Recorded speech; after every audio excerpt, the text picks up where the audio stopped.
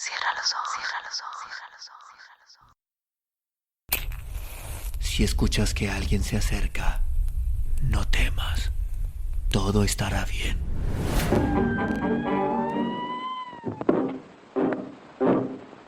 Oh, I'm going down to St. James's Park.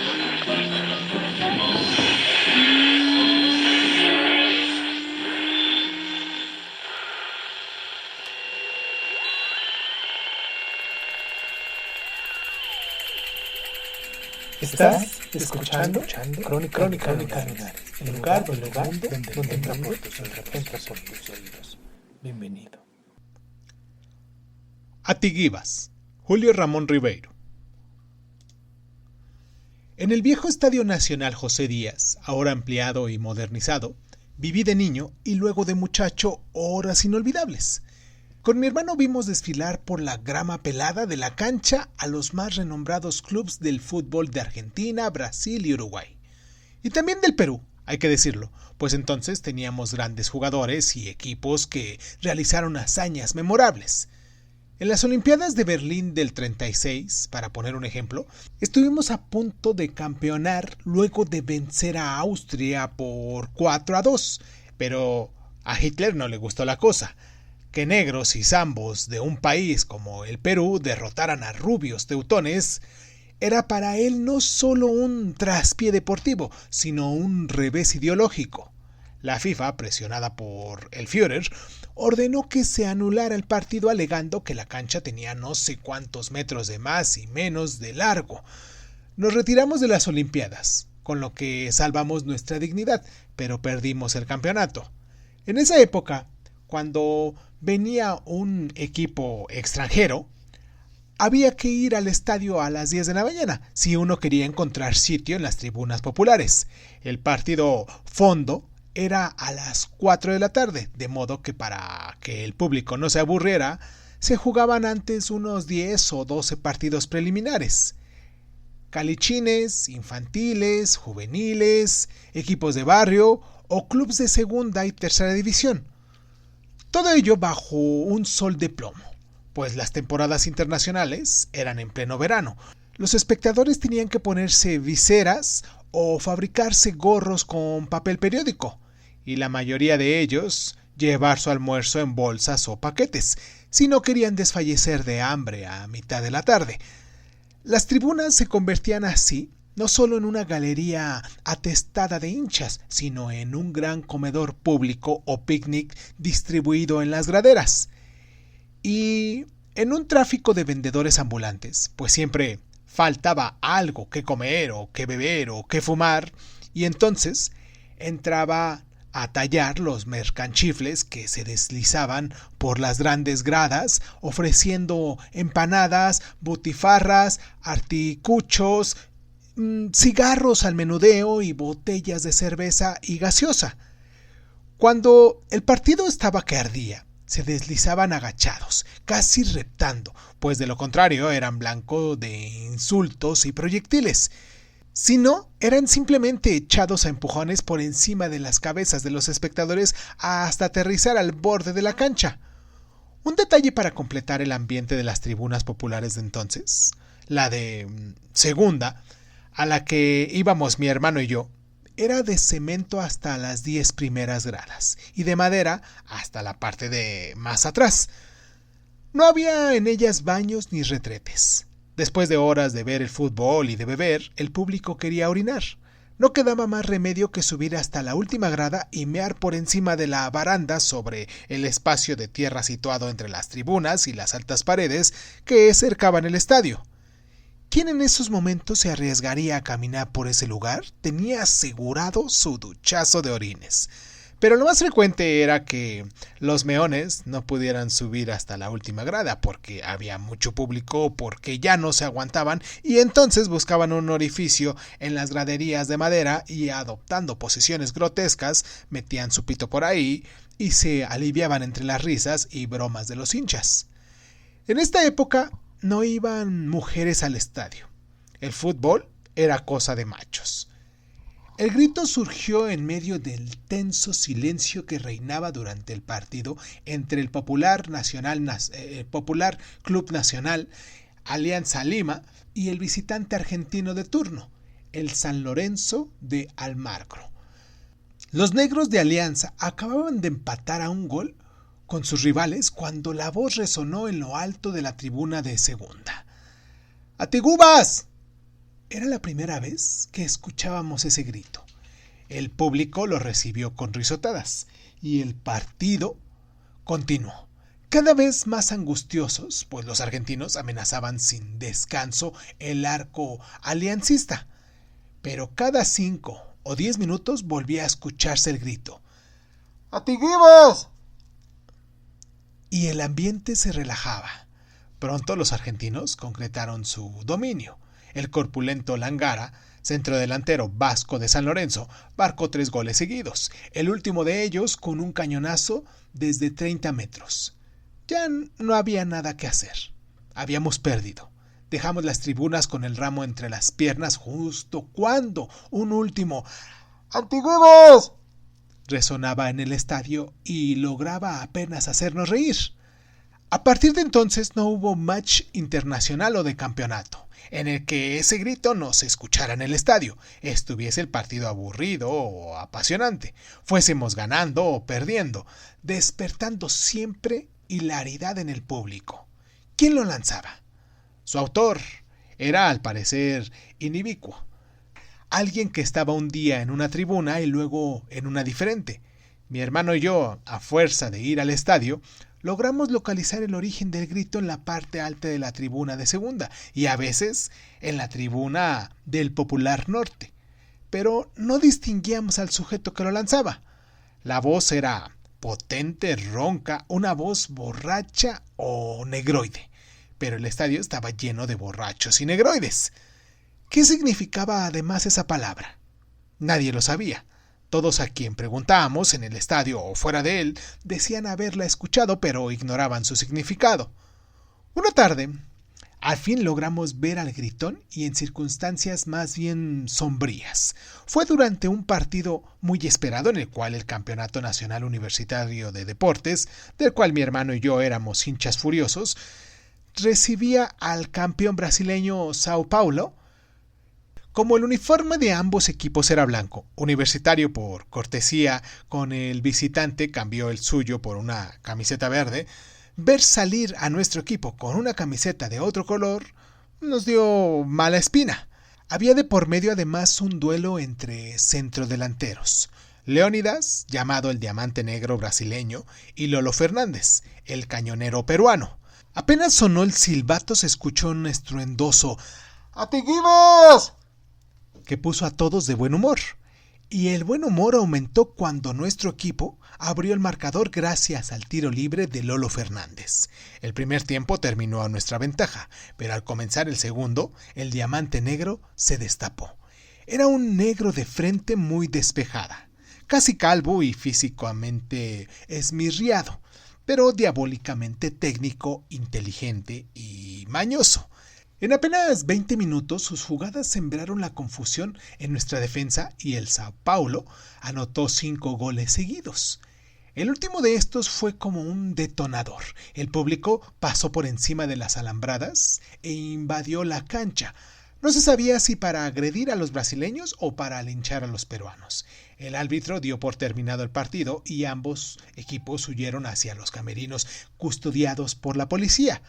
Fue entonces cuando sonó un Atigibas lastimero en medio de las graderías que se despoblaban y pudimos ver en lo alto de la tribuna de segunda, nuestra tribuna, a un mulato bajo, regordete, de abundante pelo sambo, que hacía bocina con sus manos y lanzaba un postrero Atigibas. Justo cuando fanáticos de la mala entraña hacían fogata con los periódicos, las tribunas de madera empezaban a flamear y nosotros teníamos que abandonar el estadio a la carrera. No solo las fogatas nos impidieron esa tarde acercarnos al mulato gritón, sino el aburrimiento. ¿Quién no conoce las tristezas deportivas? No conoce nada de tristezas.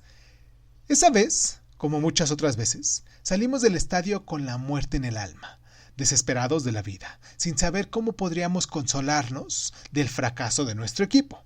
Éramos aún muy chicos para buscar olvido en las cantinas y, por supuesto, no lo bastante maduros para encajar filosóficamente una derrota. No nos quedaba otra cosa que sufrir durante días y semanas, hasta que el tiempo aplacara nuestro dolor o una victoria de nuestro equipo nos devolviera la alegría. Una victoria. Eso tardaría en venir, pero al fin la tuvimos e inolvidable, 1 o 2 años más tarde, cuando llegó a Lima precedido por inmensa fama del Racing Club de Buenos Aires. Acababa de ganar el campeonato argentino, habiéndose mantenido invicto en los últimos 20 partidos.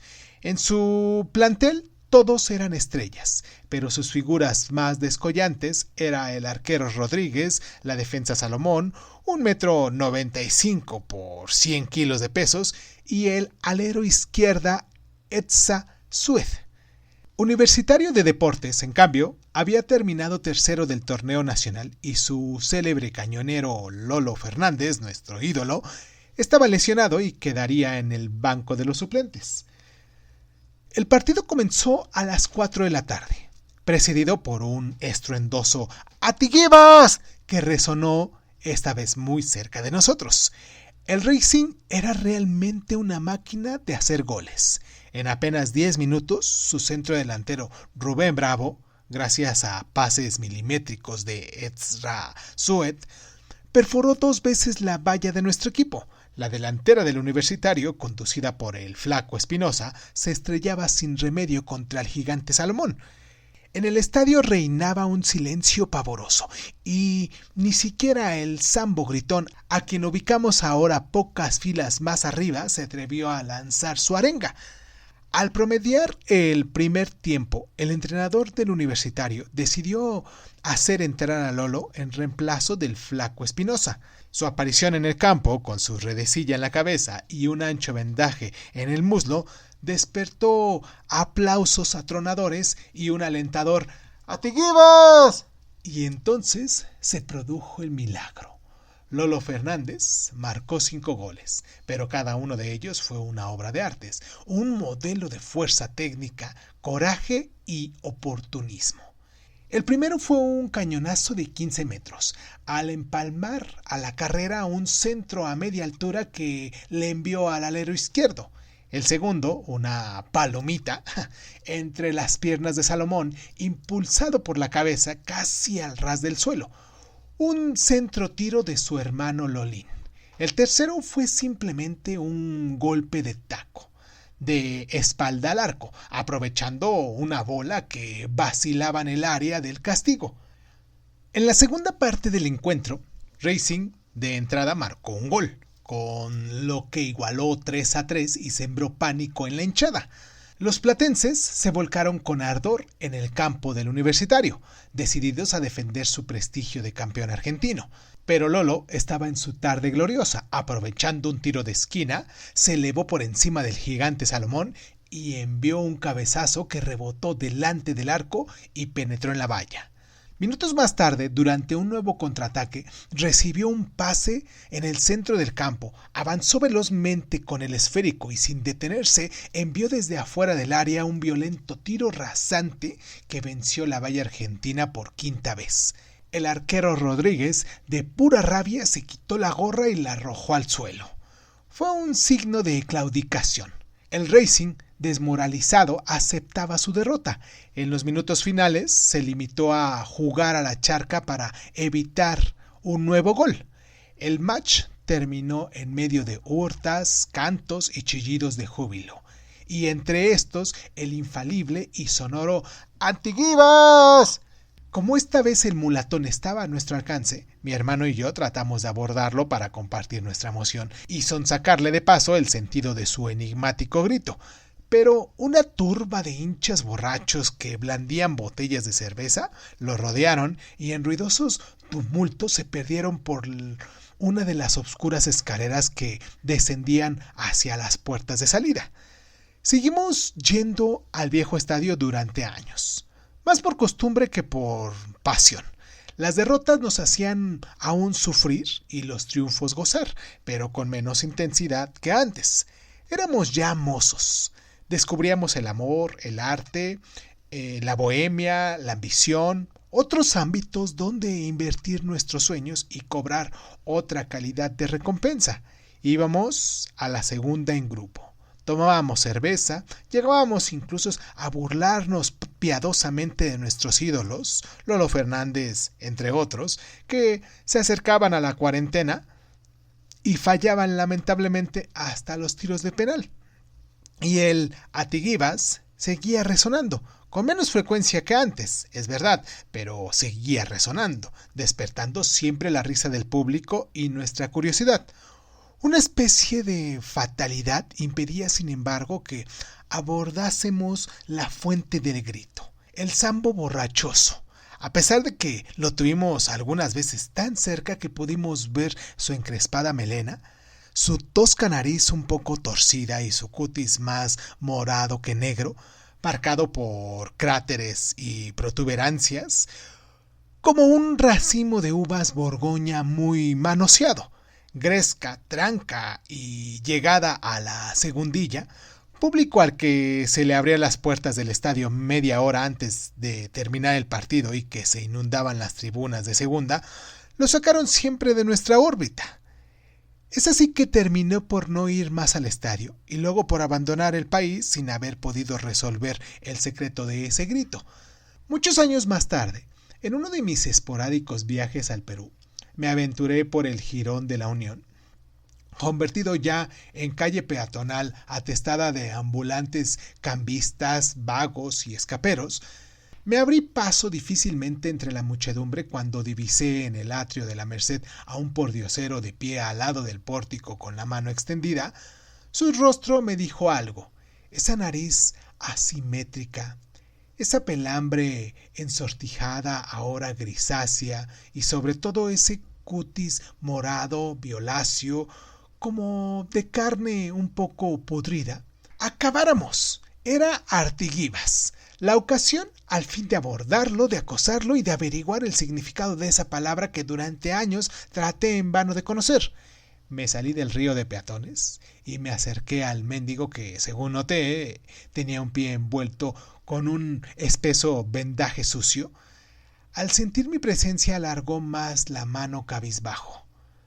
«Alguito, no más para este anciano enfermo». Su voz ronca era inconfundible. Inclinándome, le murmuré al oído: «Atiguivas». Fue como si lo hubiera hincado con un alfiler. Dio una especie de respingo y levantó la cabeza, mirándome con los ojos muy abiertos. «No me digas que no», continué. «Te conozco desde que iba al estadio de chiquito.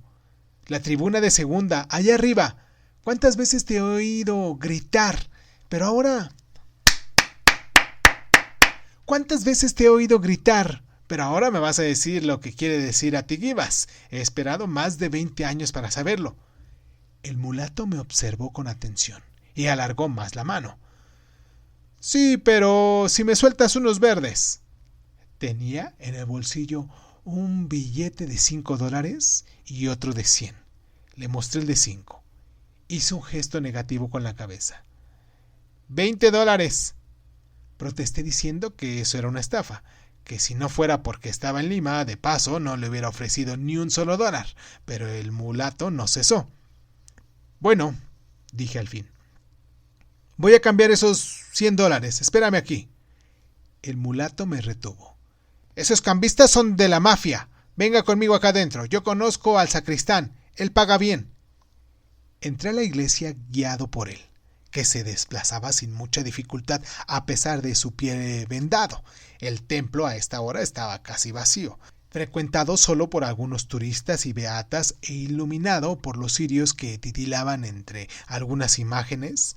Paseamos delante de varios confesionarios desiertos hasta llegar a una puerta lateral que estaba entreabierta.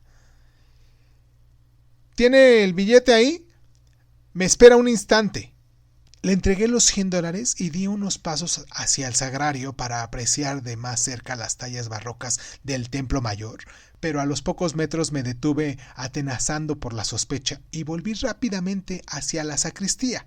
En esa pieza no había nadie, ni tampoco en la contigua, ni en la siguiente, que por una pequeña puerta reconducía a la nave lateral.